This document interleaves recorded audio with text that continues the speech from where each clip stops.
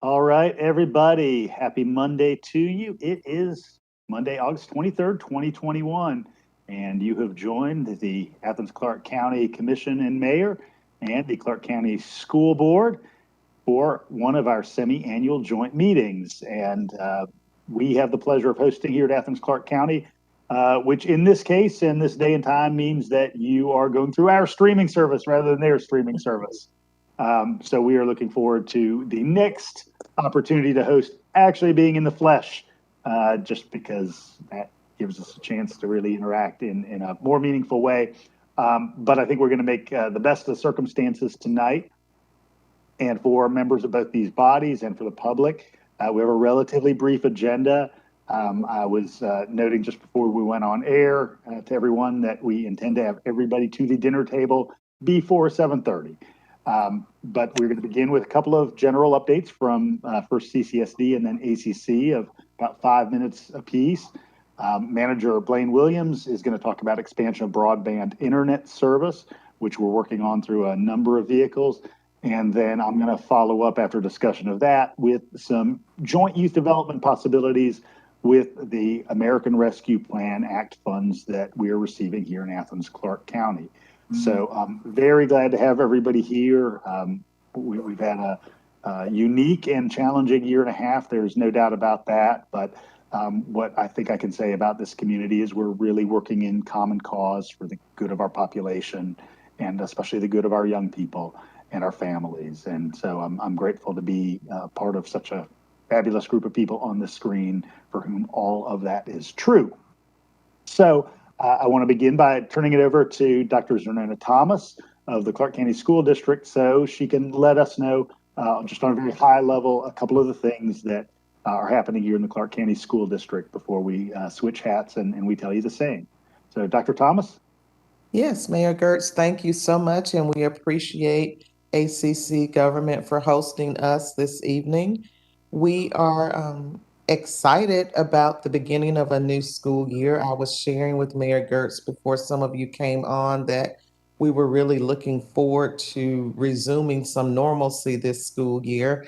And as we all know, it started out kind of that way around June. July-ish, things started to shift, and by the time we got back in, things had taken a negative turn. And so we are daily dealing with the challenges of COVID and working through those challenges. I did share with the people that were on earlier that it can be very consuming, especially the contact tracing component.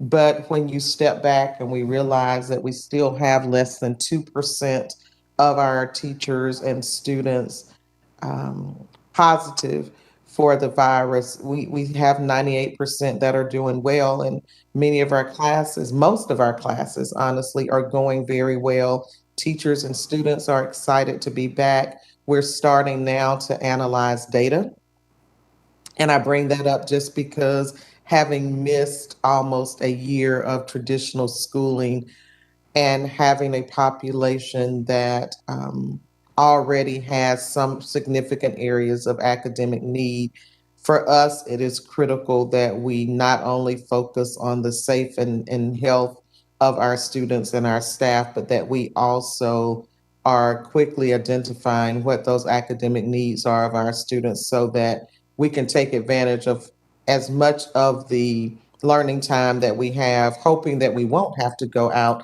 into virtual, but we want to be very intentional about our work early on and identifying what those student learning needs are, and then planning for strong instruction to address those needs for all of our students. We also are doing a good bit with community engagement.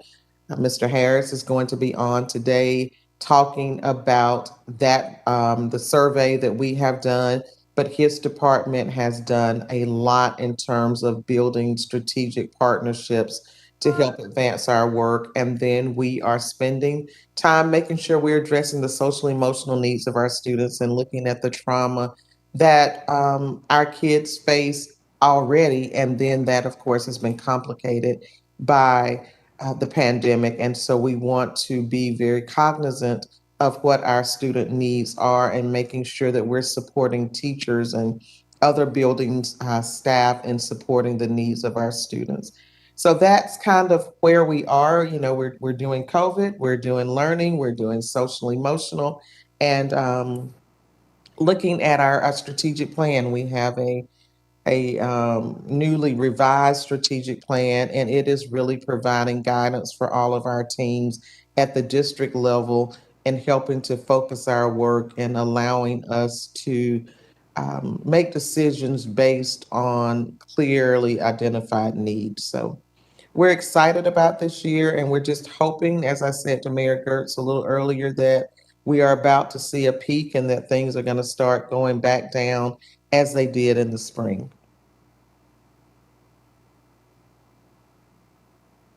Thanks for that, Dr. Thomas. I really appreciate Yes. it.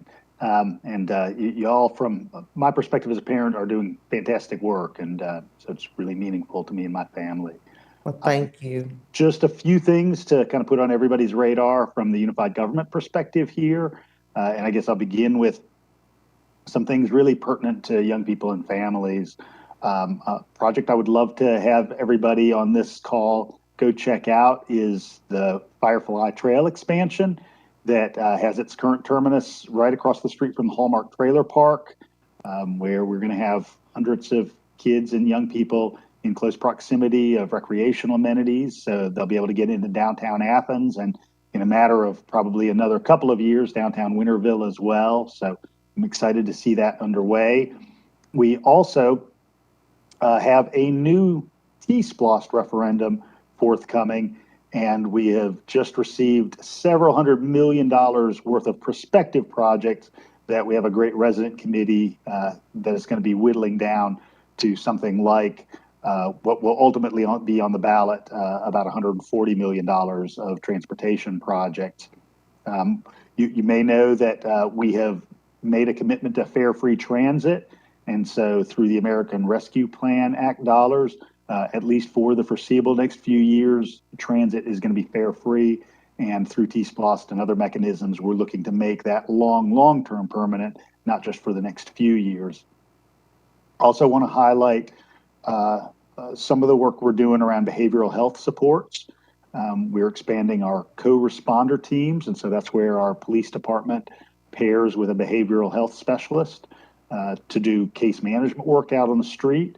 And then in something of an extension thematically of that, we're going to be initiating this autumn an emergency responder team with Advantage Behavioral Health. So they'll be able to do frontline response for people who need that kind of care. And we know that particularly in difficult times like this, that includes many of our families. So we're grateful for your partnership in all of this work and excited that Clarke County is a place of innovation and broad support for the community. So those are at least a couple of highlights that we have going on. We're going to go ahead and now talk about our first big area, topical area, and that's expansion of broadband service. And so I'm going to go ahead and ask Manager Williams to talk a little bit about all of the prospects for that, including those that we know about and then some that are being developed as we go. And so Blaine, I'm going to make you the presenter. So hopefully you'll be able to share your screen and pass along all the information pertinent to that.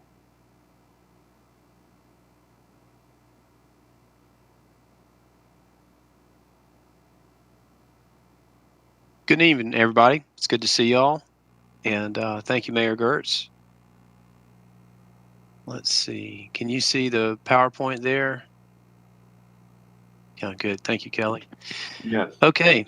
So the mayor asked me to just give you a high-level overview of sort of where we've come with the Broadband Connectivity Enhancement Project, as it's called, and where we're headed. And what I'll cover tonight, just a little bit of history. I only have 12 slides, and I'll be very quick. What the original request was and the initial project statement. The project statement's what the voters approve. And then the different technologies that are available. I have a map from the Department of Community Affairs that shows you the areas of need in Athens-Clarke County, which really precipitated this. And some of the work that our user group's done, and I need to call out Lawrence Harris and Dr. Thomas. Dr. Thomas graciously allowed us to include Lawrence in on this user group that's been doing a lot of the heavy lifting. And obviously, we saw early on that the school district was a natural partner for us in this, and we can talk more about that. Next steps and any questions that you have, can go over that. I won't read all this to you, and I'll provide the presentation to you afterwards, and it'll be posted for the public. But basically, y'all, back in 2017 or thereabouts, the commission, some of the commissioners in the more rural areas asked questions that they were getting questions from their constituents about, broadband service. And so a small amount of funds was set aside in the budget to hire a consultant to take a look at that.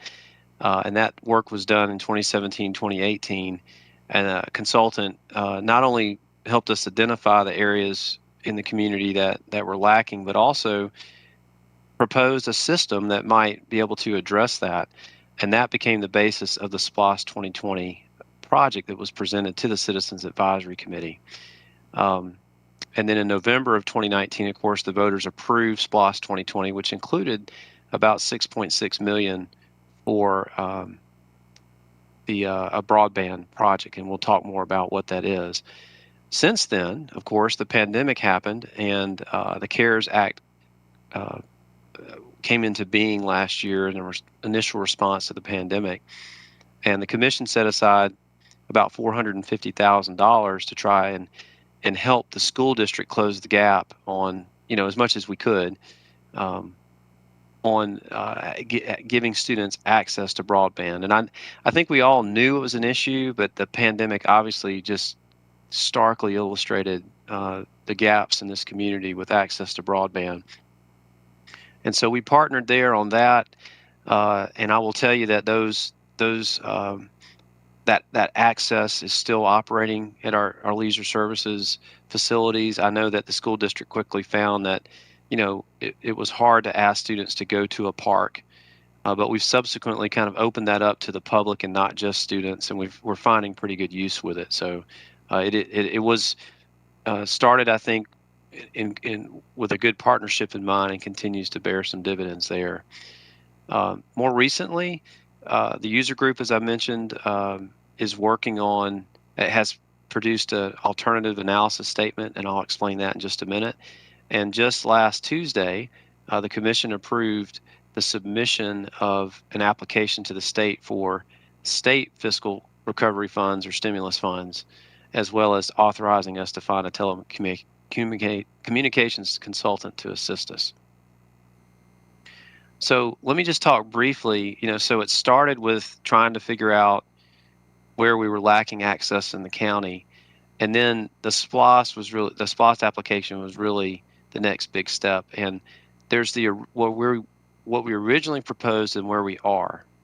Okay, so originally it was really 3 phases that were envisioned, and we weren't, not saying that $6 million could cover all of that, but the first was a construction of a high-speed loop around the county, connecting all of the Athens-Clarke County assets and providing a basis by which we could then, a platform that we could build further access into the county, perhaps partnering with a private provider for that last mile type, middle mile access. Not unlike what Oconee County had recently proposed, but I think we've all read that has not progressed like they'd like to, and they may have to go back to the drawing board there. The other part of it was having a wireless infrastructure within the downtown area. So, the phase 1 was the backbone, phase 2 was connecting the downtown, and phase 3 was trying to leverage that infrastructure into something more for the residents of Athens-Clarke County. And this is sort of what that looked like, the original SPLOST application request and the summary. And so this would have been a wireless network, a line of sight network, and that's where you have microwave point-to-point transmissions. Those towers might be connected by fiber to certain, just to carry capacity. But you can see we've got, the Athens-Clarke County Unified Government has campuses across the county, and we would seek to start with that and then build out from there for the rest of the county. And so the initial project statement, and this is on our website, the broadband connectivity for governmental use, the high-speed network loop, designing, constructing, whatever it took to get that infrastructure in place, connectivity to the downtown area, and then reach out geographically in Athens-Clarke County, and then try and use as matching funds for grant opportunities. So that's what the voters saw and approved the use of these funds for. And so, that was, when that project was first proposed about 3 years ago. And of course, any one of the vendors of these different technologies will make the business case that theirs is the best. We've certainly watched other communities since that proposed process enter into, Chattanooga with a $330 million build out, Fort Collins, Colorado with a $150 million build out. And we had $6 million that we were looking to start with, do it as efficiently as possible. Perhaps if it was wireless, put the towers on Athens-Clarke County properties in the map that I've shown you to try and build something out. Since then, and y'all, no decisions have been made, but with respect to the state fiscal recovery funds, the stimulus funds, we are seeking a fiber backbone. And there's reasons for that. The fiber tends to have a longer life. Fiber can last up to 30 years, and some of the wireless devices, could have a 3 to 5 year life. There's more maintenance involved, and certainly, I think we have watched, and I've been astounded now that this is something that we're involved in, just how much investment that even the private providers are having to invest to upgrade their systems to keep up with the massive amount of data that the average person, with video. We've talked to AT&T and Charter about how much they put into that. And I think starting with a fiber backbone might be a better long-term play for us from a cost perspective. It's a little more expensive to install, but you get very good speed and performance, and the maintenance cost is fairly low. And I think both of us being in the government realm, we understand that the first cost may be regarded by many as the most expensive, but it's the long-term operating and maintenance cost is what you really got to be mindful of.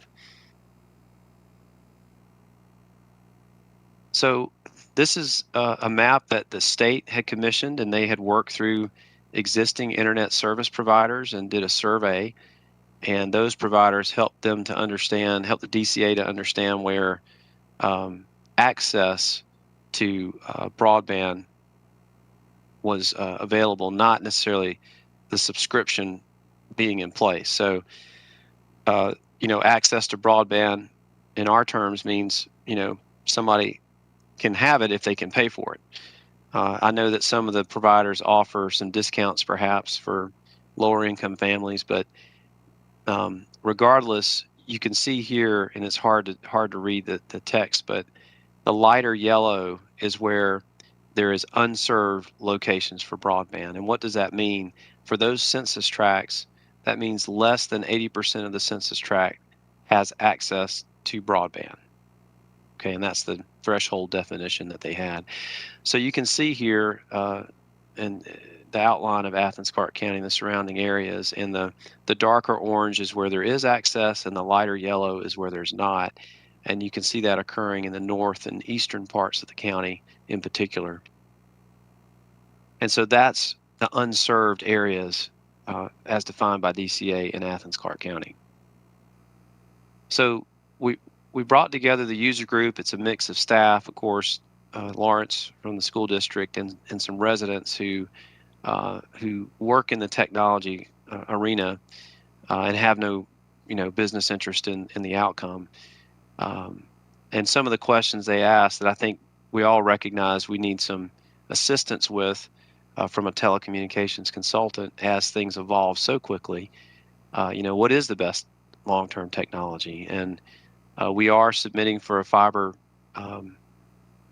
network backbone, and I'll explain why. Are there revenue opportunities to help offset the cost going forward? And what are the costs? And what are some potential asks of partners?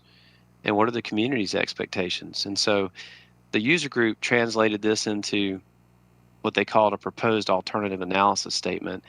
And y'all, it's a lot of words, but at a high level, some of the outcomes that we're looking for with the $6 million is improved, more efficient government functions, creating space for partnerships, future innovation and initiatives, and for the residents, trying to increase those internet opportunities and accessibility.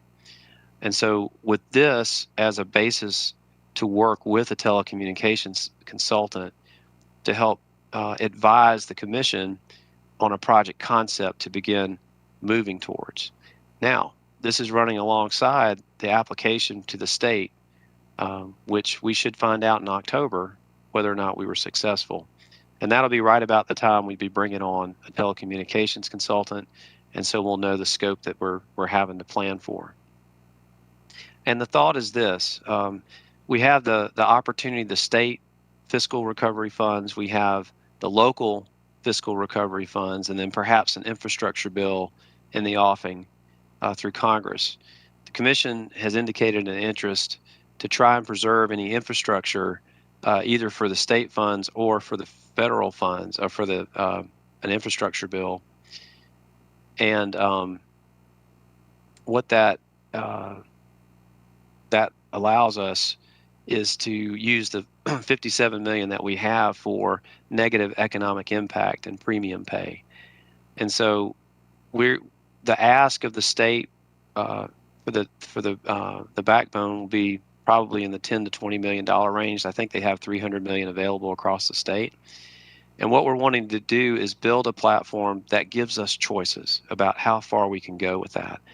I know that at least one commissioner is interested to see if we could become an internet service provider. What we're proposing now without the state's help would be, as I said, phase one, sort of a government build out, and then partnering and trying to leverage our dollars as much as possible.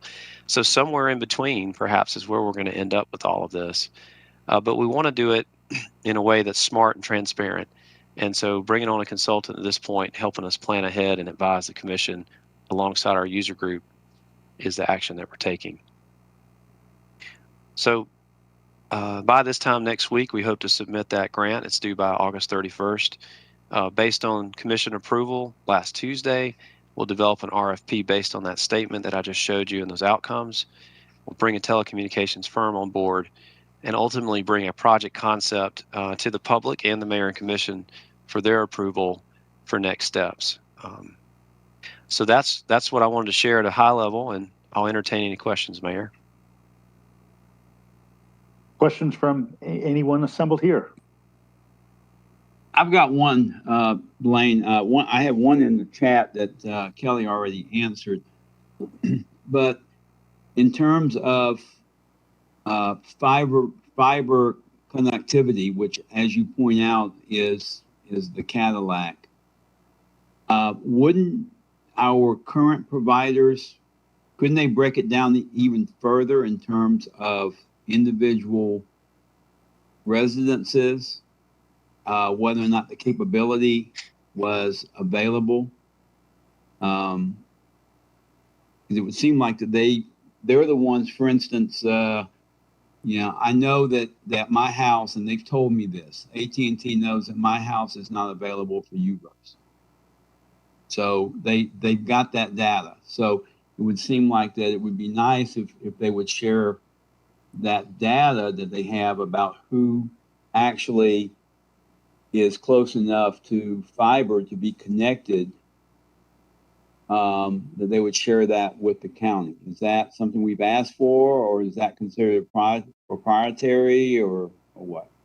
Well, and so you bring up a good question too, and if we have, so our initial thoughts were that we would go after the unserved areas first.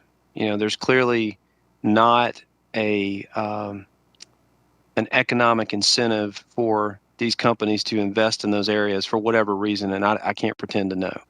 We just know that there's areas that don't have access. So, and that's sometimes government will step in the gap, to help build a bridge to make it economically viable for a private entity to participate. And that's what we mean by private-public partnerships, that perhaps, and I'll tell you all this too, I've learned a lot, certainly don't know enough, but the first, that first mile is the cheapest. And as you get to the middle mile, last mile as it's known, last mile means connecting to the house. That middle mile, last mile is probably 85 to 90% of the cost of a system like this. So what we propose with this network backbone is really the first mile. And then we definitely need to leverage, partnering with the private ISP perhaps to put some infrastructure in place to get over that economic hurdle that keeps them from wanting to make that last mile commitment. Now, you could also go like some other communities and go all in, but you're literally talking about hundreds of millions of dollars, of investment. So it just, I say that to say that if there's an area of town already being served, we wouldn't try and replicate that. We're going to first point our resources towards unserved. And I think those companies, and they've told me on more than one occasion, there's no reason for us to compete with the private sector where there's already that available. Now, that would be up to the elected officials to decide once we get that far down the road, but we would prioritize the unserved areas first, where AT&T is clearly not, for instance. So piggybacking on what Greg is asking, and again, I spent 38 years in telecom, so I kind of know a little bit about that first mile and then those last two. And so for us to build an infrastructure downtown is almost redundant because you have that capability from the AT&T network. And then my question would be along the fiber to the home, which is where we ultimately have to be in order for our families to experience the high-speed internet and the advantages of that. That is the most expensive mile. And so I know from business cases that I don't have it on my street either, Greg, and it's because there wasn't enough money to pay for it over the next 10 years. And so if you're not going to have development in there, no company's really going to try and spend those big dollars if they can't get that return. My question again, if you're looking at some type of ring or something in the downtown area to increase capacity there, I don't see how that serves the areas where we really are concerned about the access for the children, especially because they don't live downtown. That's the concern that I have is it's the outlying places, and as strange as it may seem, we just spent, or whoever just spent, the housing authority just spent $53 million bringing fiber and high-speed internet within 30 yards of my house.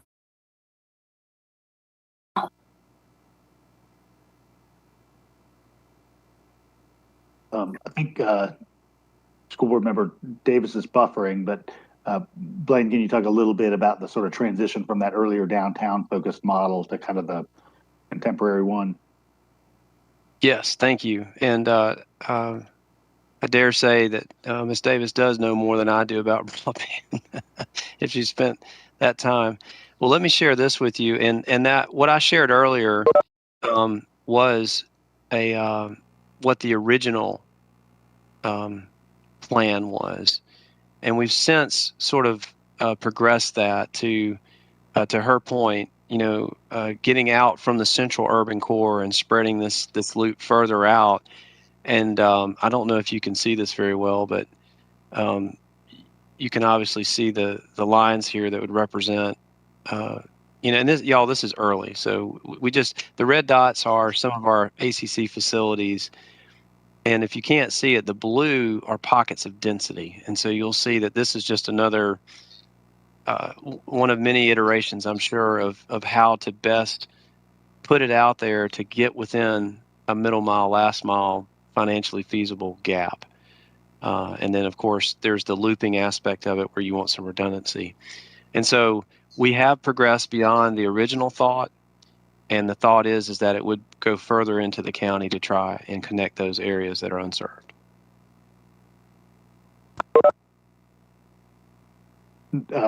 Blaine, just want to briefly mention that if school board members or members of the public are not familiar, 3 through legislation that's already happened, there is an emergency broadband benefit program available right now. So I encourage everybody to Google that, Emergency Broadband Benefit Program. It provides a $50 a month subsidy for lower income users.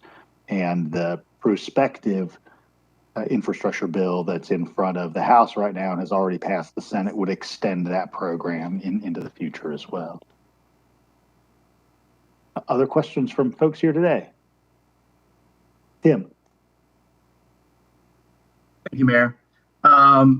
Yeah, I appreciate that we're having this discussion here, and I put in the chat there an FCC map that I think gets down to a little bit more of what Greg was asking for. It's actually broken down by block, and not only does it show the speeds available for that block, but also what service providers are available for that block at which speeds for upload and download. And I think a big thing that we need to, when we're thinking about this issue, is we can't be thinking about the demand and need presently. We have to think about what the need and demand is 10 years, 20 years, 30 years from now. And that's one of the big reasons that we do need to have fiber. This fiber ring and building that out, I think, is absolutely necessary, because fiber has a pretty amazing potential for us to be able to increase speeds in a way that other forms just can't. And when talking about, again, the needs that we're going to see, there's a thing called the Nielsen's Law, which talks about the exponential growth of connection speeds that are needed for people to actually operate on the internet for upload and download speeds.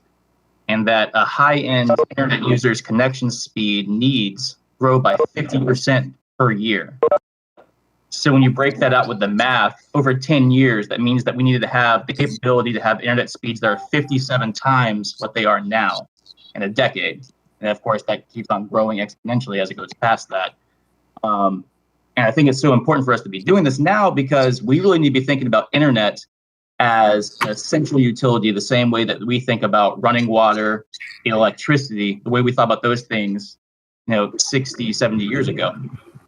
And so with that, I know I've talked to a number of school board members, and I've heard great things about wanting to invest and get involved in this kind of thing as we grow. And so I just hope that ACC and CCSD can have a strong partnership, honestly, as we work forward with this, especially when we're trying to pull down those federal dollars. Because I think if we can show the federal government that we have the school district plus the local government both on board for proposals and being willing to invest in these things, I think that kind of investment will be much more enticing to the federal government when they're choosing which projects they're going to be investing. Because it is going to be that way. That's what they've done in the past. Not all projects get funded. They kind of do the ones that are most worthwhile with the bang for the buck.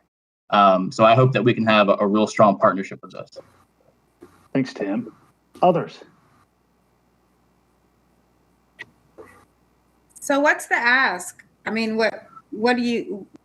I'm hearing a lot of, strong partnership and CCSD's involvement, and I love that we have a staff member on that planning board. That I'm sure that's super helpful. But what really is the ask? So what do you mean when you say strong partnership and a strong grant application moving forward? What does that mean? Tim, are you thinking about the prospective $65 billion broadband funds that the government would have available through the $1.2 trillion infrastructure package? Yeah, I mean, honestly, just us having some discussions. Yeah, maybe having some matching funds if we need to through the ARP from both bodies would be great. But at least when we get to that point where we're asking for that money from the infrastructure bills, to have CCSD is signed on to that as a partner, that we are working in tandem for that proposal. So that proposal isn't just coming from ACC or just coming from CCSD, but coming from both. And honestly, I would love to pull UGA into it too. Again, just so we have as many partners at the table making this proposal, because again, I think it'll be the most enticing. And I think it's a great start for that, that we do have people sitting on that committee from both bodies, definitely. Any others? Yeah. Dr. Gant. know that I think Manager Williams, I heard you mention I'm trying to like put all of the pieces together, and that there may be an option to target those areas that are underserved. And so like taking that into consideration, and then with Commissioner Denson's thoughts about, future partnerships, I guess my question would be, how specifically will this impact the families of Clarke County School District that do not have this, this type of access? And I guess it's similar to Dr. Anderson's question about the ask, but how do we feel that this partnership is going to benefit our families? I know that's been something that, has been, on different people's minds, particularly during the pandemic. And I know some of these are more long-term goals. They're not going to happen tomorrow. But I am curious, just sort of thinking through, how are we anticipating this partnership will directly benefit our students and families who do not have access to high-speed connections? Well, this would really be obviously subject to what the mayor and commission ultimately approves of the concept. But I think what we're all talking about is there are barriers to access to broadband. At its base level, if it's just not there, it doesn't matter how much money you have. And so I think the first effort would be to provide access throughout the county to all unserved areas, as I've shown you. And then I would imagine, and we all know of the amount of poverty here, that a secondary barrier would be the cost of access. Now, how we deal with that, would be more creative. Now, one version of that, and I think this was talked about during the SPLOST process and caught some people's excitement. If you had your own internet service provider, perhaps you could do tiered subscription rates. If you could run the utility like you saw fit within legal parameters. If you had something with not as large an upfront investment, where you went with a private provider, then you could possibly negotiate some cost considerations perhaps at the front end of that partnership. And really, Chair Gann, I would say that would depend on you helping us understand what those barriers are and how we might address them in the build out of a system. But I think at first blush, it's providing the infrastructure to totally unserved areas within the county. There are two things that I'm picking up out of this conversation that I'm encouraged about. One is that we are talking about fiber, is what I hear. I mean, there's a lot of times when we've talked about this stuff in the past with the Government Relations Committee. We've talked about satellite. We've talked about hotspots. We've talked about wireless. And I'm not saying that those are not useful, but they're all Band-Aids. And so I think it would be a great step forward if this community recognized that we're talking about fiber to each individual home, or at least the availability. So that's one piece of it. The second piece of it that finally took me a while to catch on is I was making a differentiation between CCSD homes, i.e. homes that have students, and homes and apartments that don't have CCSD students. In actuality, that is a difference without a distinction, because whatever home doesn't have a student 1 month, 6 months later may have 4.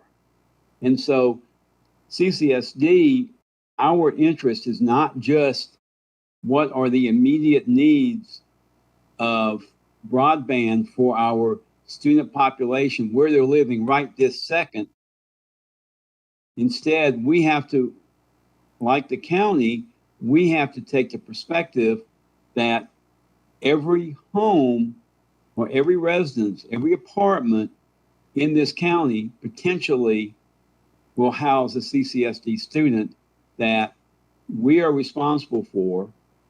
And in extreme cases, like we've been suffering through for the last year and a half, it puts us on the line of having to educate folks who may not have all the tools they need. And it just heightens the whole equity split that we have in this county and in CCSD. So those are two takeaways that I have.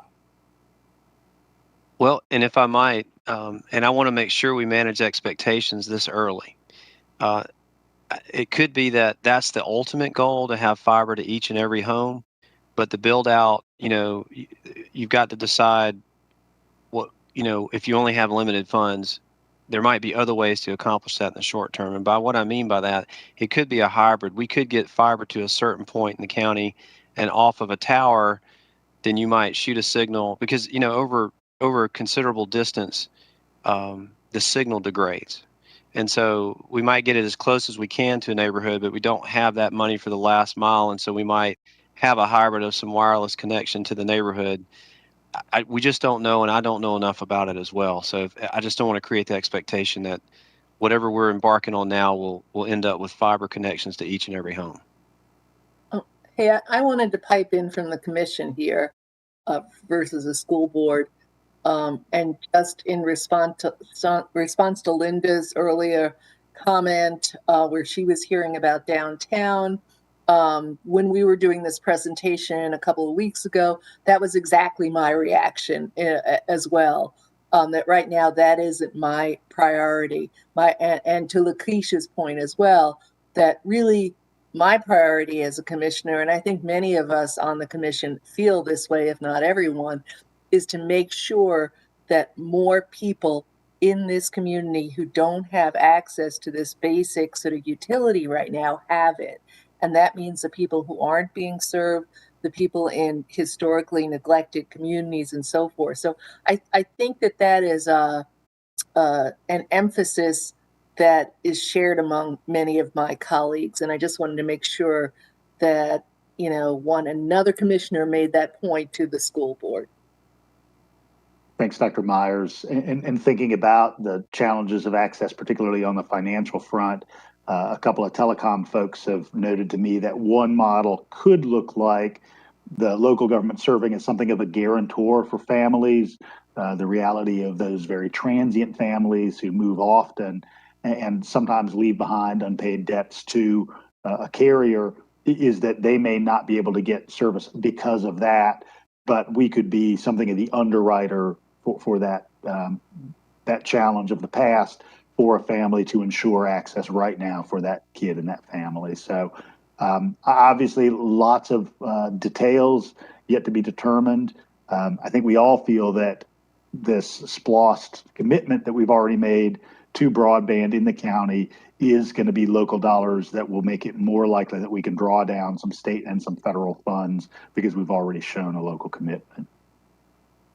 Any other questions before we move on to talk about youth development possibilities? Yeah, Karina. Okay, I don't know if you can hear me good, because I don't know if there's a signal out here. Okay, good. So I remember last year, so this is a general question, or the year before, there was the school district did, and the county did, a broadband survey. And so for that map, were the results of that survey overlaid with the data that was collected from the county for the students who didn't have access? Was that overlaid with the map for the people who said they don't have it with the county? And then can we see how many students don't actually have broadband access? I don't know, Dr. Thomas or Lawrence, do either of you have a little bit of that information from that? Yes, so engagement? James Barlament did one survey, and Lawrence, please correct me, we got those results, but then Brandon reminded us that a lot of that data was actually collected more from schools calling every home. So there wasn't a formalized survey, but the school call homes to see what kind of access parents had, so they could plan how to support those students virtually. So that data wasn't captured digitally. It was just more of principals dividing up their rosters and saying, let's reach out to all of our families and find out what they have so we can support them. Is that right, Lawrence? Yes, ma'am. We had 3 iterations, but the main one was the one that was the I guess most comprehensive would have been the ones that was at the school level because those were personal phone calls. The one we did at the start of the pandemic, we got about 5,500 responses. But I think one thing we noticed was one of the questions was, do you have reliable internet access at home to support digital learning? And about 94.8% of our families, or of the 5,600, said yes. I think the questions we started asking later, as is kind of the case when you do these type of questions, is are we saying internet access is in broadband? Is it because you have one of these, a cell phone in your pocket, or you have access, or is it simply so you have access to internet, but it may not be the preferred route, which is having linked up access through like broadband network services. But yes, ma'am, the most comprehensive would have been the one at the beginning of the school year that was done. Because the problem with the digital survey is that it's skewed because it was the people who had some type of access were the ones able to answer the survey. Mm-hmm. So, okay. So, and what I'm asking is, was that the data that was collected included in the map that Manager Williams showed? If I might. Okay. No, it wasn't. The first Okay. map I showed was, well, there's several maps. One was generated by the state, one was by the feds, and then the loop, just to show you where we went out to try and get into areas of density. The survey responses were not reflected or did not influence that map at this point. Thank you. All right. Thanks, everyone. Excited about where this might go. And this is really more informational than anything. We just want to give you a snapshot of where we're at and some prospects of where we may be going. I'm going to go ahead and share my screen and talk a little bit about a prospect for use of some of our federal funds over the coming couple of years. And I'll note that some of this really stems back 25 years because elements of this certainly were part of my life, even in the mid-90s as a teacher at Coyle. And I hear some of the same community needs and interests reflected today on the street. And so one of the things that I'd love to see happen between Athens-Clarke County, the Clarke County School District, and the great array of community-based organizations that we have, be some kind of more formalized partnership to make sure that young people aren't falling through the cracks in our community. And this reflects a little bit of what we talked about, I think the last time we were gathered too, in terms of out-of-school opportunities for young folks. So first, just what are some things that we know from our collective experience? We certainly know that late elementary and middle school time in life is when a lot of young people solidify a path. They determine whether they have a solid sense of fundamentals, whether they have what we know as the social capital to turn to wise elders for resources, and whether they're going in positive directions. We're also fortunately in a community where there just are dozens of fantastic grassroots organizations that are doing everything from sports to tutoring to academic work to robotics with young people. But sometimes they're doing that in silos or in isolation, and that there is not always great communication between those grassroots organizations and individual schools or individual principals or faculty members. Of course, both CCSD and ACC manage lots of facilities, and one of these themes that I just mentioned that I've heard for more than a couple of decades is that sometimes groups say, listen, we would love to be able to do more for young people, but we struggle to find the space to do that. And so one of the things that I would hope that could be an outcome of a partnership is that we ensure that those very committed grassroots organizations do have the space, whether that's courts or fields or locker rooms or tutoring spaces or other kind of facilities. And then kind of reflecting what you heard from me a moment ago, and this certainly reflects my 20 years in public ed, support is really best pursued when there's common understanding, when when the home and when the school and the young person and that community-based organization all are kind of singing from the same hymnal and have a common set of information that they're sharing with each other. So some really tangible things that we could do that could be the beneficiary of some of the more than $55 million of federal funds that we have at our disposal right now is we could do the analysis to ask, okay, what from an organizational perspective do folks need in terms of space?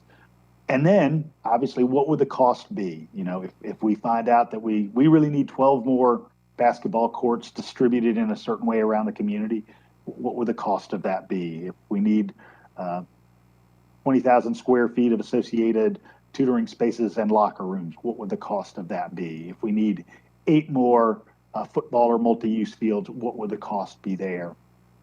So that's a tangible thing that we could pursue. In tandem with that, we could also assemble a communications platform to ensure that there's a common space to share the needs of the young participants in all of these great programs that are underway in the community. And we can build this platform so we have a longitudinal view of where folks are moving. So as they go from being, you know, that 9-year-old third grader to that 12-year-old sixth grader to that high school student to that person poised for post-secondary life, you know, can we track the support that we've provided collectively as a community for these young people? And that could look like an enhancement to Infinite Campus. The group that manages Infinite Campus does build-ons and basically plugins for that platform. It could look like a Google platform or any number of other things. They're easy pieces of technology at our disposal. When I was student services director at Foothills, we built a couple of these components to run our mentoring program so that faculty members, administrators, and those mentors would have common access to information about the same young people. And then one of the great things about the way that the American Rescue Plan Act dollars were set up, both on the legislative front through Congress and then on the administrative end through the U.S. Department of Treasury, is that we could assemble almost 5 years of operating dollars to kick this off at sufficient scale so that community organizations are systematically connected to each other and to the school district and school district members so that, again, everybody's on the same page. So if we were to go in this direction, the question would be, obviously, how do we begin this? Now, Lawrence, through his office, has surveyed families at CCSD to begin to understand their needs. And in just a moment, I'll ask Lawrence to share a little bit of what he's found. And then we could get input from the school board and ACC commission tonight. And if this is a prospect you're interested in, we could then begin to assemble some roundtable opportunities to engage with that great set of grassroots organizations that many of us have been parts of through our own volunteer work, through charitable opportunities, and as parents. So I'm going to go ahead and stop sharing. And Lawrence, I guess I'll ask, were there any key takeaways first that you've noted as you've looked at some of those survey responses? Well, McGirth, I think that some of the things that first came out was space opportunities, really expanding interests. So there was a lot of, I guess, input around how do we balance that there are strong athletic programs. We have a lot of youth who are also interested in things outside of athletics, and how do those kids access facilities and programs that highlight those particular characteristics and interests, such as arts and different programs with leisure services, summer programming. And when I share the data, you'll see there's some of the data really touches to how there's a lot of programs for that K-5, K-6 age group. But when you think about 7th through the end of high school, how do we keep that age group engaged in programming even before they start working? They decide to have a job while in high school. So what programs, what facilities are available for those youth? So those were kind of some of the, and then actually there was a lot of highlighting around job skills. So I was pleasantly, and I say surprised, but that one seemed to come up as a lot around job skill development, workforce development, shadowing, internships, interests such as that. So I can share, I have about 8 slides of data, but I can walk through that and you'll see some of that kind of highlighted.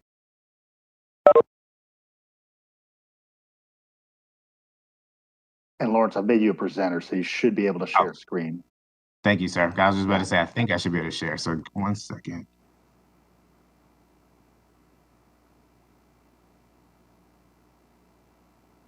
I'll be glad when we're in the same room and all I need to say is, Lawrence, jump up here. Right. I can do that much faster than what I'm doing right now. I'm kind of embarrassed. I should be able to do this quickly. Okay, so hopefully you can see the slideshow. We got it. All right. Is it in presenter mode? It's in Just slideshow mode. Regular mode. There we go.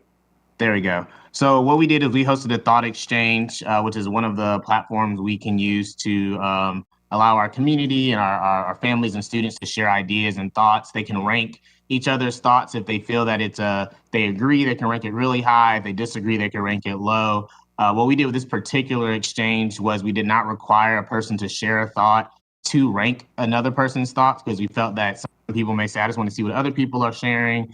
And so the main question was, when you think about youth development opportunities in Athens, what do you see as the need or the gap?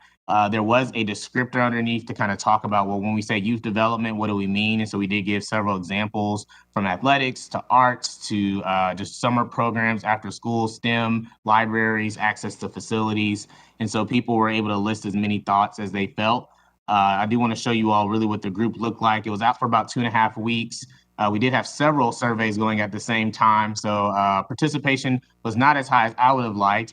We had 121 individuals share thoughts, but then as you see on the right-hand side, we did have our 2,000 rating. So we had about 120 people share a thought, and then about 2,000-ish, you can't say they're individuals, but 2,000 rankings. So what you'll see today is some of the top thoughts that were shared, and you'll see the rating of how people our community ranks some of those thoughts and ideas from their fellow community members.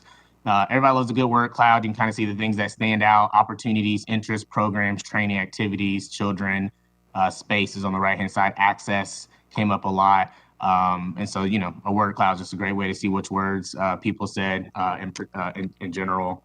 So what this platform does for us is it's kind of AI generated. So they came out 8 key themes that the system came up with itself. What I did is I went inside and I did what's called a consolidation, which allows it to kind of mush themes together if they seem very similar and some of the thoughts were around each other, because I felt this safe space outdoor was also kind of aligned with, there's another one for facilities. So we just kind of combined that into one. And so what I'll share today are 6 of the themes that came out. The top thoughts when it comes to programs was after school programs. So there were, several thoughts around expanding and unifying our after school programs. And as you see, it helps working parents. Of course, it says if the program was free and then linked to ACC Leisure Department, it's even better. So that was ranked as a high thought. More accessibility to fine arts and STEM programs, summer enrichment programs. And at the bottom, when we think about programs specifically, it says an equitable opportunity for enriching ASP beyond just childcare. And so I think this one was, as it says, particularly around diversifying the students who are ASP and offering them other opportunities to explore arts, sciences, sports, and other programs. So this was the thoughts for the programs category. When we go over to kids, and kids kind of came out as a thought, I tried to consolidate this one, but I think this one I wanted to honor that these seem very specific to besides the fact they use the word kids, the ideas in this didn't really fit into one group. But this was all around, as you see, the first thought, helping kids with their academic improvement, helping them find their purpose, skills, job development. This one was kind of where we started to see people, some of the thoughts being around shadowing workers, exploring their interests, kind of like you said, the whole idea of kids don't really know what do you want to be when you grow up. So the younger they can start to experience the different jobs and work opportunities here in Athens-Clarke County, the better. And then the last one talks about equity when we think about the idea of access to our recreational facilities. This one specifically says green spaces and recreational facilities in Black neighborhoods are inferior to those in more white neighborhoods. So we have to show all kids we value them. So I think this thought was fairly high ranked around renovating, but also adding access to recreational facilities in the communities in our neighborhoods. This category was around developing the young. And please let me know if I'm going too fast. And I will, of course, share this PowerPoint slide with you, Mayor Gert, so you can get it to everyone. This one was around the career development, the need for more programs to just, again, show kids what the access is, what's available for them. As it says, the more we plan for the city's future now, incorporate our young, the better for our community. So as much as we can do with youth workforce development, This one says only the library and 1 or 2 community events are available to young children. So the young child programs, how do we expand access to those? And I'm sorry, I didn't explain it. The stars on the right is kind of how you can see the average rating. So 5.0 would be everyone ranking at 5. And of course, the lower you get down in the scale, there's less agreement. So I have 2 more categories, and then happy to answer any questions. Sports opportunities interest is actually a misnomer because actually a lot of these talk about ideas outside of athletics. So the first one being interest groups outside of sports. Although it has 10 here, when I was sending you the raw data as well, Mary Grace, you'll see it's fairly high ranked of families or community members saying ranking a thought high as in looking for programs that are beyond athletics. The second one is expanding for students with exceptionalities and disabilities. So making sure that we're offering equal programming for those youth as well. And then, of course, the last one, again, interest groups outside of sports. So it seems you can kind of see the common theme kind of appearing through some of these surveys. And this is the second to last, which is the program challenge. So this is about versatile equity of access, is that too few resources for youth development are available to kids who need it most. Increase access to programs to all. And as it says, to have access, families must be aware of the program. It must be affordable, accessible, available, accommodating, and acceptable culturally.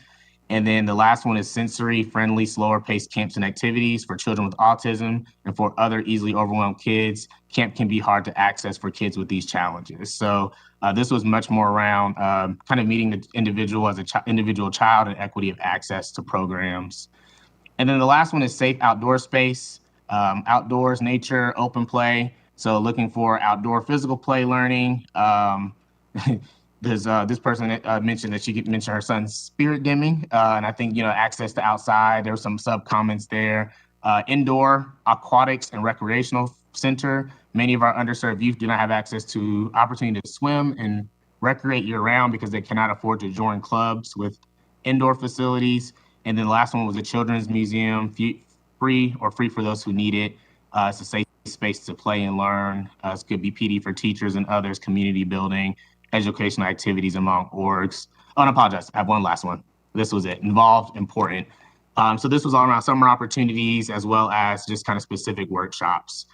So you can see this person, several thoughts were shared around yoga, self-confidence, leadership development, as well as connecting kids to nurturing environment. So this was all about kind of a sense of connection for our kids in town. So I know that was a lot. I tried to actually scale it down by doing the consolidation feature, but as I presented it, I realized it was still a lot. But I'd be happy to answer any questions. Again, and Mary Grace, I'll share this PowerPoint with you as well as the raw data, so you can share that as well. Thanks, Loris. And of course, we'll push out everything that you've seen tonight to all of you via email. So definitely interested in thoughts all around and questions about the data that Lawrence assembled. See Melissa's hand. Yeah, I'm just interested to know where participation in the trades might fit into all this. Introducing kids to stuff like, carpentry, mechanics. I'd like to hear what programs are currently in CCSD and what we can do extracurricularly to introduce kids to that. I mean, I know, speaking from a personal level, I graduated from art school, and at least a half a dozen folks that I knew in art school who abandoned art for those kind of trades and are making great livings. And whenever it's time to do any renovations, it's really hard to find someone who can do that. And, if I feel like if we can get some of these kids who may not be able to write a top-notch persuasive essay, but discover that they can build the heck out of some cabinets, maybe we can set them down a positive career path early on. Lawrence, I don't know if you want to take this opportunity to talk a little bit about how programming at the Career Academy has been evolving. Yeah, I was going to say that's a really great point. And I think it's actually a combination of what's happening at the Career Academy and with our CTAE, our career tech programs. We have, welding now at the Career Academy, cosmetology, culinary arts, and all of those, the whole mission of the Georgia College and Career Academy initiative is to align with, our local workforce. And so in their charter, the Career Academy has to only offer programs really that aligns with what does our workforce look like here in Athens-Clarke County. I think the beautiful thing we have now is Perkins 6, which was passed by the federal government or reauthorized by the federal government 2 years ago. And that is now has a provision as well where our CTE programs, our career tech programs, which would include things like carpentry, automotive technology, vet science, also now need to be aligned with what do you see in your local workforce when you look at that trend data. And so prior it was just student interest. And I think what they found is that we were, a lot of school systems were funding amazing programs for exploration. But when you look at, do the kids have opportunities, to your point, of actually gaining employment that actually makes them above livable wage and really kind of great careers, there was no alignment there. And so some of the survey data, and I look forward to sharing the raw data with you because I definitely went down a rabbit hole last night, but you saw that there were several thoughts shared about very specific programs. The Young Urban Builders was mentioned several times as having opportunities for kids to learn construction trades and employment. I know there were other programs, Young Designers, which is a sewing program over at Cedar Shoals High School, teaches students how to sew, but also, it's a skill and a trade that is still useful to this day. But how do you tie that for them to see that as a future career option, and how you can go into textile and merchandising? So yeah, I would definitely share the raw data. I didn't want to go through all the 2,000 other ones, but the top thoughts, you see that there. So I think there could be some alignment, and there is some alignment happening now through some of our programming. What about opportunities for younger kids? I know that, the Young Urban Builders is geared towards high school and even older youth. Are there opportunities for kids, say 10, 11, 12 years old to get introduced to these kind of things? So most of our elementary schools tend to host career days and the career exploration days, but that's another beautiful thing about Perkins. Now, it does require some data search, but Perkins now will allow you to go into the elementary school. So prior to the reauthorizations, Perkins and CTE dollars could only be used at middle school and high schools for programs, but now the reauthorization does let elementary. So, I mean, that is something that I know our CTE director, Dr. Ramirez, has discussed. And it does take time, of course, because you have to look at facilities and labs and programs. But I know elementary schools do some really great career day program. I've spoken several times, and they bring out like local manufacturers and different groups, and they let the kids, play with goats and learn about vet science. I know that's not exactly where you're saying as far as learning the skilled trades, but there is some of that happening at some of our elementary schools. And Dr. Thomas may know more from her experience as well that I may have missed. And I was going to say very similar to what you said, and some of our schools have done some project-based learning. In that project-based learning, they've been exposed to what they were called type 1 speakers, which are experts in those fields. And then the kids were able to work with those experts to learn about the skills in that job and then do some type of problem-based approach to a problem of practice. But in doing that, they're able to learn more about that career or learn that skill set in order to develop their knowledge about a particular career. But that's not done pervasively. So those are the kinds of things that I believe was the purpose of this, is to really look at what's there, where are those gaps, and then how can we start to strengthen that. Thank you. Kelly and Dr. Myers. Dr. Thomas. Yeah. I just want to go back to your opening, well, I don't know if they're opening remarks, and talking about the kind of partnership that we could work with between Clarke County, the government, the school district, but also all the great organizations that are working in the community already, mentoring kids, having all the having sports things, non-sports things, just leadership and self-confidence building.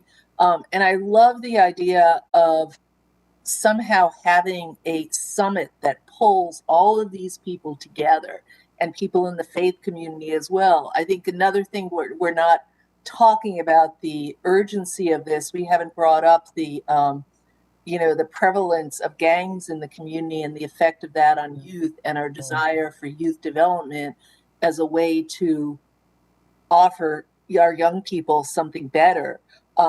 And I think that's essential. So actually, when we have that together, I really want to bring the police department in, and so that we can all be real transparent and open about what's going on in the community and how we can address it in different ways. Just so a real pulling together of all the minds on this. And I think this is a wonderful opportunity because, like you said, we have some money to not only, I mean, we were talking about fields and such, but what's wonderful right now is we can use those money for services and for programs where previously as Clarke County, you know, we'd be building a field or a facility. And so I think that's, you know, such an incredible opportunity. And I'm reminded, Kelly, too, you know, we have this East Side Youth Development Center that actually the school district brought to the SPLOST table and was approved by the SPLOST program. And now we have all these funds from the federal government that we could just, you know, just do something really fantastic with that as well as we're moving forward. But I think it's pulling everyone in. This is a step, a good step, but getting all those other groups that are small and sometimes hidden and don't know each other all together so we can sort of lay out what we have here. I love that idea. Thanks for that, Dr. Myers. And it's been interesting, you know, as so much of the national conversation around life in cities over this last couple of years has focused on what in some places are spikes in criminal activity.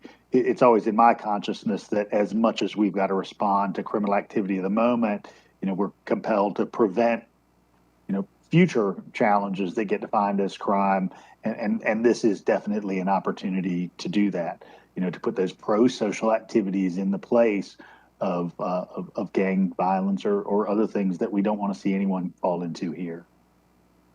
Other thoughts from folks? Yeah, Dr. Gant.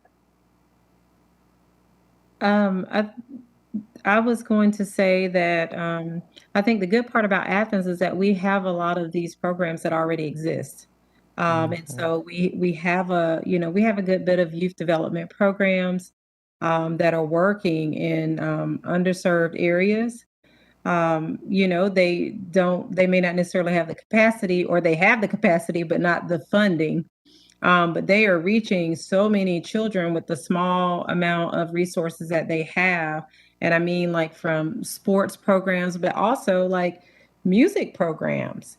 We have these smaller, nonprofits and people in our community that have programs. And so I would look at this as an opportunity to sort of not reinvent the wheel. That doesn't mean that everything has been created, of course, but certainly, you know, the things that we have. I know Clarke County also has, I can't even think of the name of the program, but it's a theater program, like figuring out ways we can expand those things to meet the need and maybe even engage a diverse audience with things that already exist that don't have those diverse audiences, but then those.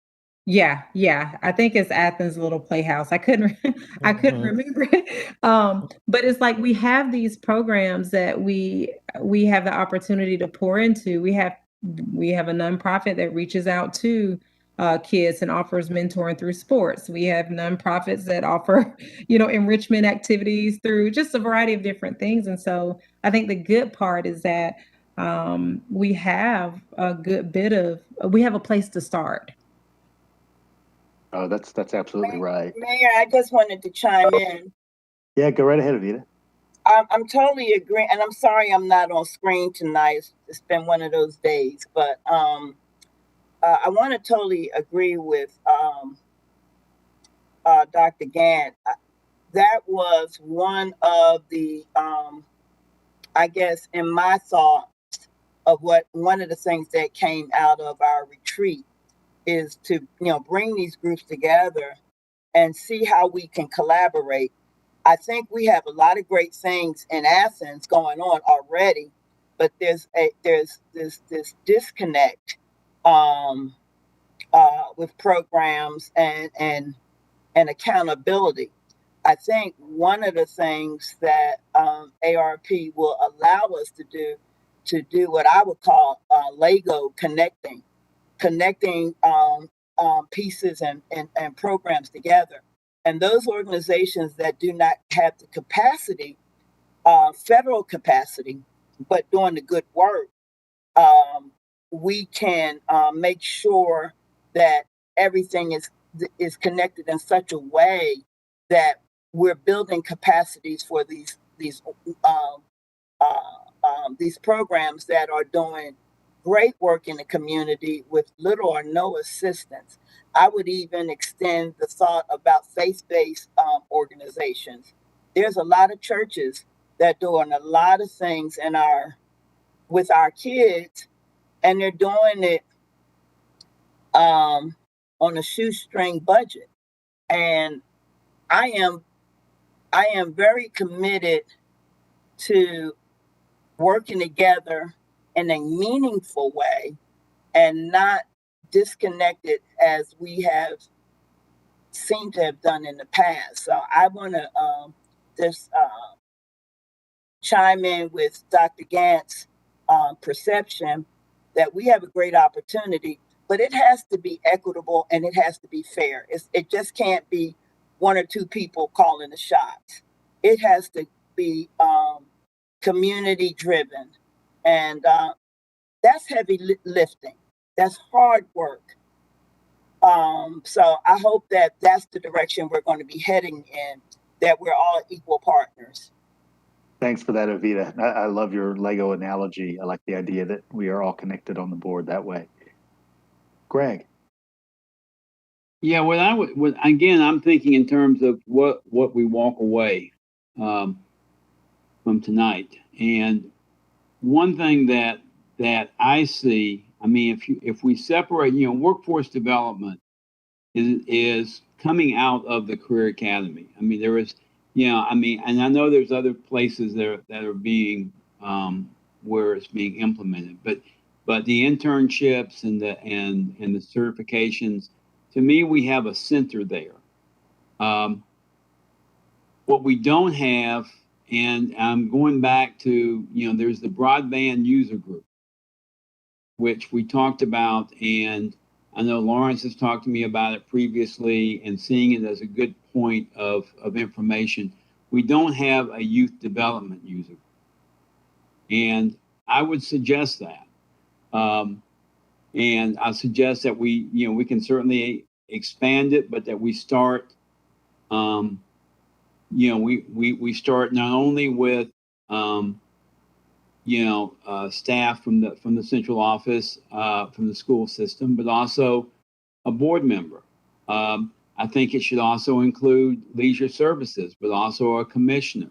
In other words, I think that if we value something, then we need to have some type of central focus. And I'm reminded of Envision Athens, where we have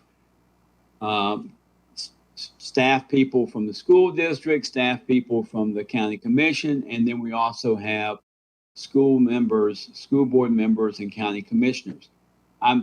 So I am suggesting that we create out of this meeting, or further discussions between Dr. Thomas and the mayor and Blaine and Dr. Gant, that we form a youth development user group, and that this is something that would be an ongoing focus. So that's my suggestion. That's great, Greg. And actually, it's pretty close to a lot of the dialogue that we just had on Friday, the commission and staff and myself, about putting together some formalized roundtable opportunities to get that input from this great array of community-based folks, so that we're all hearing the same thing at the same time, and all in the room together, drawing from each other's strengths. And so I remember, Dr. Anderson. I remember pre-pandemic, there was an opportunity for the community to participate. I think it was through leisure services. People could attend a focus group and give their feedback on, gaps that existed in the community for recreational services, for youth development, et cetera. And this was in 2019. So I I mean, I hear what everyone's saying. I just sort of feel like we focus group a lot. And I wonder if we can gather the information that we've had over the last 5, 6, 7 years and use that as our starting point to come up with plans to move forward rather than going back to focus grouping. Because I feel like the information is there. I mean, I attended the leisure services focus group. I was the only person in that room for that particular one, but they held sessions for 2 or 3 weeks. So I know that information is out there. I just kind of feel like for our community, the dire need for services and activities that are multi-generational, the dire need for access to childcare services and after-school services and programming. We know that these problems exist, and I don't know why we need another focus group to tell us that they exist. And there are also so many, as I mentioned in the chat, grassroots organizations throughout the county that apply for grants over and over and over, don't get these grants, or can't apply for grants because they're operating on reimbursements and they can't fish out $50,000 to ramp up, to scale up their programs and then get reimbursed for those costs. So if we know that these problems already exist, I wonder why we need another focus group to tell us that when we can gather the information that we already have and move forward with the plan. I think we definitely need to benefit from the knowledge we have. There's no doubt. The good thing about this moment in time is there are actually some of those front end dollars that you just described. So folks do have their coffers full at the beginning of a prospective many seasons of work.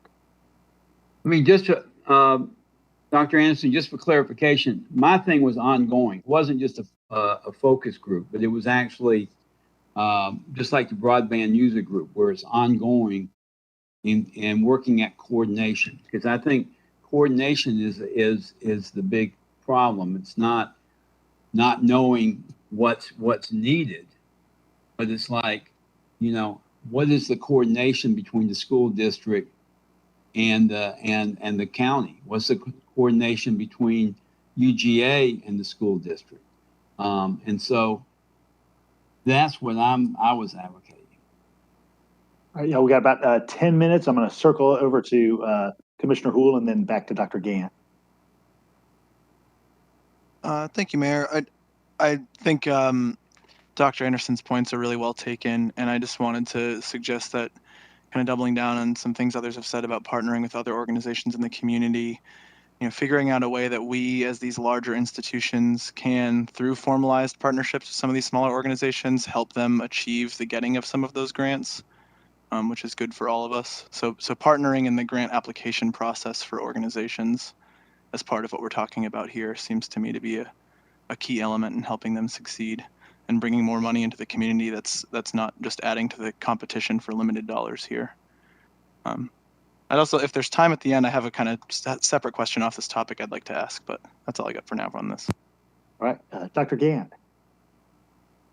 I'll just quickly say I wanted to agree, I think, with Dr. Anderson, as well as what was just said. I think that if it's a task, a work group, I think that could be useful. But I would just caution against like having an ongoing group. I would rather give the resources to a work group and let them determine what it is what they need. And I know there's a risk there, right? Because you got to have some parameters, you got to have your own criteria, and have the ACC government and Clarke County serve as more of a supportive role. But I just don't want us to get into the place where our intentions are great, but we end up creating more barriers and sort of gatekeeping, for those organizations. So,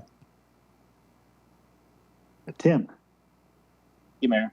And yeah, I think maybe we're probably all on the same page here. I'm thinking, definitely not a focus group, an action group, I guess. I think, what Dr. Gant said there a little bit, that if we're creating some of this, and I could be wrong, but I took this as what Greg was saying too, which is like put a group together that basically gets rid of all these log jams that we have. Why aren't things happening?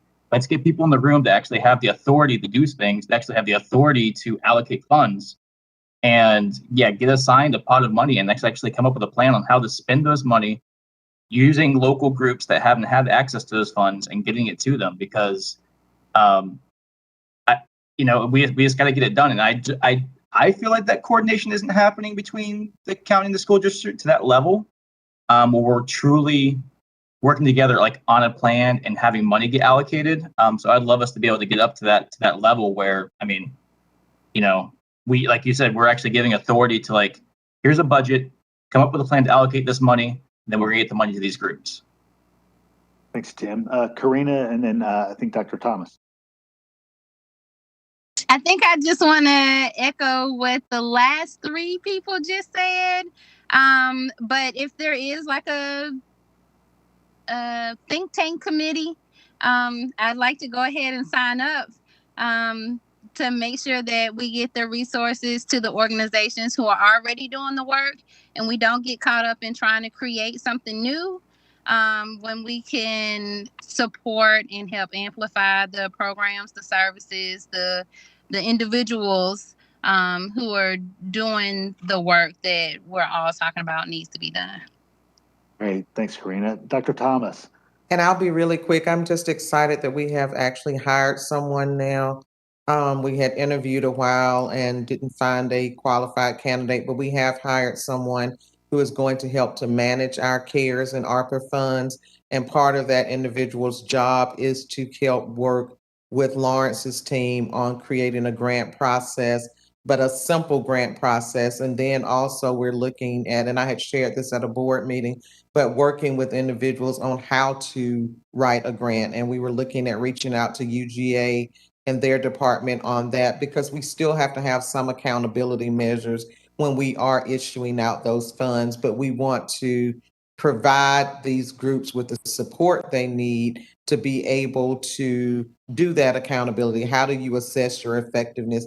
And again, we want to keep it very simple, but we want to offer training so that people know what the expectations are, so that they can show the effectiveness of their programs. So we have someone starting in September, and that's the sole purpose of her work, is to help manage those funds and work with different groups to be able to access those funds. So if we could do that together, and maybe having that person with someone to oversee that, and then she could pull together that work team. That's great, Dr. Thomas. Definitely we'll be engaging around that and seeing how, sort of like with the Lego model earlier, we're working hand in glove with CCSD, make sure we're sharing information and sharing resources and capacity. Dr. Myers. Actually, that's just what I wanted to emphasize, that it sounds like we're all very much concerned about the same things, and we're getting these big buckets of money. I want to make sure that we're working, to use Avita's thing, that we're Legos working together rather than fighting, not fighting physically, but not working together, so that we're looking at the gaps. We're not duplicating services, we're sharing information and so forth. I know that we had talked about a capacity building program for nonprofits. And if we're doing something like that, that's also teaching or helping workshop people with accountability and putting it together, and you guys are doing that, why not do that together, especially in terms of youth development? So I just would want us to work together, but also work with all those organizations and that grassroots groups and pull them right in as well. So it's not as if we're just we have access to the money, first access, but that we show the respect and appreciation to all those groups right from the start and pull together. Well, this is exciting, y'all. I'm thinking that what we need to do is take the input from this, make sure, I think to use somebody's words earlier, we've got the action plan to make sure that we put on steroids that great work that's already been occurring across the community for collective benefit. I tell you, I engage with lots of mayors across the region and across the country, and there are many communities in which the school district and local government may as well be speaking two different languages, but it's gratifying to be in a place where we really see this common cause and this broad benefit that can be provided. Any other thoughts before we move on to your dinner hour? Melissa and then Jesse. Yeah, I didn't get a chance to jump in earlier, but I'm just wondering if there's anything that we in the local government can do to assist the school district in managing the pandemic. If I don't know if we have equipment like tents or whatever, we can help to facilitate some outdoor lunchrooms, or talking about getting kids on Athens transit buses to free up room in the buses, just to assure that these kids are going to school as safely as possible and they're able to maintain social distancing. And I know the school district's doing a lot by simply having a mask mandate, which no one else seems to be doing. But I'd love to have that conversation if there's anything that we can do as a local government to help in that regard. Thanks for that, Melissa. So, and that, Dr. Thomas and board members, I think is something that we've resoundingly believed all along, that if you do need physical or material resources, please let us know. We want our families, we want our kids safe. I think it was before the call formally started for the public streaming, but I noted to Dr. Thomas, just as a parent, I feel so much more secure in this community than I think I would in any of the surrounding ones. So, Jesse. Thank you, Mayor. Yeah, the thing I wanted to share is actually also about COVID. And I forget, I don't think you mentioned this in your opening remarks, but we funded a pilot program partnering with DPH to incentivize getting vaccinations. And we'll see how that goes. But if it goes well, we'll probably be revisiting it in about a month, which is well before we're going to have another one of these, I guess, semi-annual, I heard, joint meetings. And so if there's a way that we can partner with CCSD on the next phase of that, if the pilot goes well, then I'd just like to make sure that's on the table and out there, because that's going to be happening on a time crunch.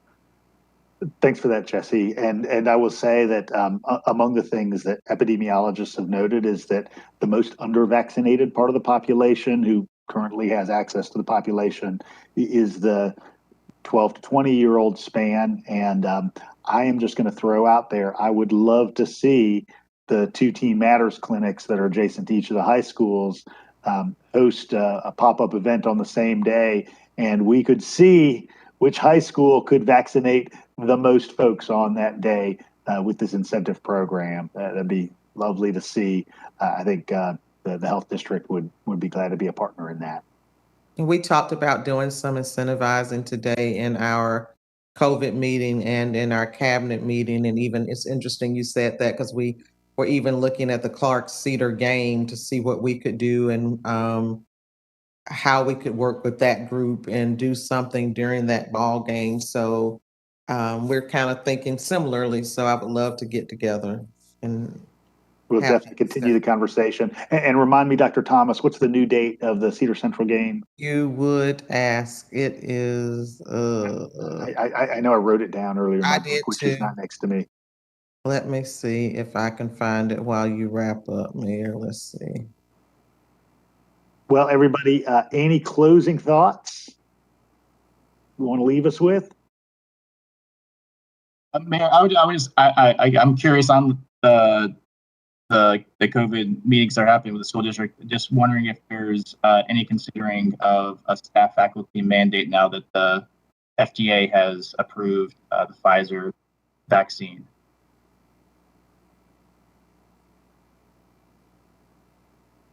I'm sorry, and I didn't hear that. It's Thursday, October 28th. I'm sorry. Thursday, October 28th, the Cedar Central game. Everybody be there. Tim, I was just going to mention that the policy committee is discussing with the staff, of course. So it's an ongoing conversation, but we haven't ignored it. We're talking about it. Yeah. I just heard a piece on the radio as I was coming in on 2 wheels for this meeting that nationally, that's very much kind of what local governments and school districts are thinking now, is that, given the full approval of the Pfizer vaccine that we learned about today, that more organizations are moving forward with vaccination plans. All right, everybody, so good to have you here together all this evening. Again, we hope that next time this happens, we'll be in the same room together. Everybody, please be safe out there. Thank you all so much for your work. We'll be coming to you soon. Thank you.